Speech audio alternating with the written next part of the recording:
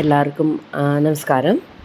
എല്ലാവർക്കും അറിയാവുന്ന ഒരു സിമ്പിൾ ഡിഷാണ്, പക്ഷേ എല്ലാവർക്കും ഇഷ്ടപ്പെടുന്ന ഒരു ഡിഷുമാണ് ഈ ടൊമാറ്റോ റൈസ് എന്ന് പറയുന്നത്. ഒരു 5 ടൊമാറ്റോ, എനിക്കിപ്പോൾ ഒരു ഗ്ലാസ് റൈസിന് ഒരു 5 ടൊമാറ്റോ എടുത്തിട്ടുണ്ട്.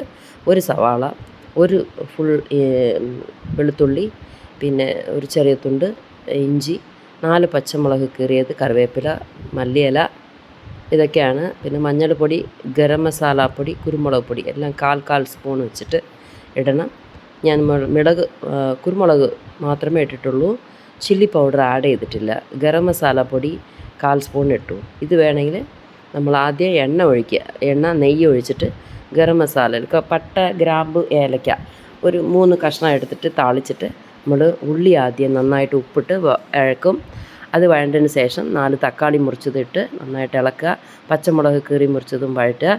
മഞ്ഞൾപ്പൊടി, ഉപ്പ്, മല്ലിപ്പൊടി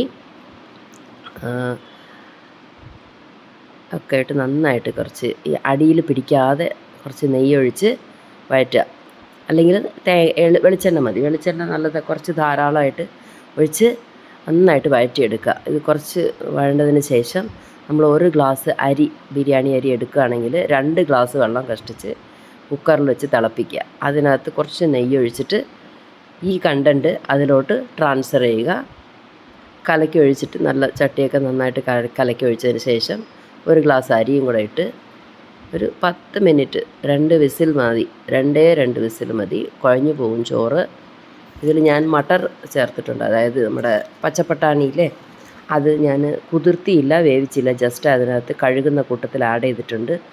ഈ അരി ഞാൻ അതിനകത്ത് ട്രാൻസ്ഫർ ചെയ്യുന്നുണ്ട്. ഞാൻ എക്സ്ട്രാ വെള്ളം ആഡ് ചെയ്ത്, കാരണം ഉതിരായിട്ട് വരണമെങ്കിൽ കറക്റ്റ് 1 ഗ്ലാസ്സിന് 2 ഗ്ലാസ് വെള്ളം മതി. നമ്മൾ അരി കഴുകുമ്പോഴും എക്സ്ട്രാ വെള്ളം ചേരുന്നതാണ് നമ്മളറിയാതെ. അത് ചേരുമ്പോഴാണ് ചോറ് ഇത്തിരി കുഴയുന്നത്. അതുകൊണ്ട് കറക്റ്റ് 2 ഗ്ലാസ് വെള്ളം വെച്ചാൽ മതി. ഇത് ഞാനിപ്പോൾ ഒരു 2 മിനിറ്റ്സ് വെയിറ്റ് ചെയ്യാണ്, അതൊരു തിള വരാൻ വേണ്ടിയിട്ട്. നമ്മൾ തിള വരണതിന് മുമ്പ് കുക്കർ ലിഡ് ഇട്ട് കഴിഞ്ഞാൽ മൊത്തം മസാലയൊക്കെ പുറത്തേക്ക് ചാടും. അതുകൊണ്ട് ഒരു 2 മിനിറ്റ്സ് ഞാൻ വെയിറ്റ് ചെയ്യുന്നുണ്ട്. മല്ലിയില കട്ട് ചെയ്തിടുന്നുണ്ട്. കറിവേപ്പില ആൾറെഡി ഞാൻ ചേർത്ത് കഴിഞ്ഞു. പുതിന എല്ലാം ഉണ്ടെങ്കിൽ ഇടാം. സോയാ ചങ്ക്സ് വേണമെങ്കിൽ ഇടാം.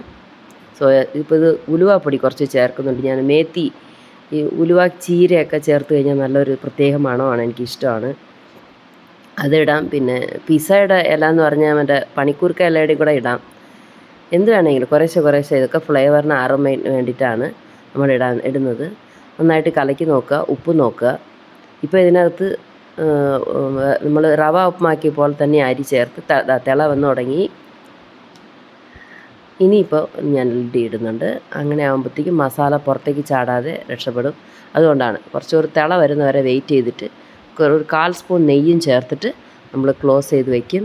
ജസ്റ്റ് 2 വിസിൽസാണ് വെയിറ്റിംഗ്. പെട്ടെന്ന് ഓഫ് ചെയ്തിട്ട് ഒരു 10 മിനിറ്റ് കൂളാക്കാനായിട്ട് വിടുക.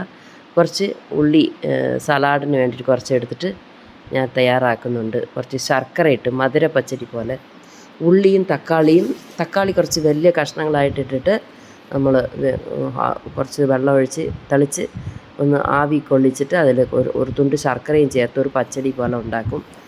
ഇതിന് എരിവ് കൂടുതൽ തോന്നിക്കുന്നതുകൊണ്ട് നമുക്ക് ആ പച്ചടി കഴിക്കാൻ നല്ല രസമാണ്. അലുവ പോലത്തെ തക്കാളി പച്ചടി. Thank you.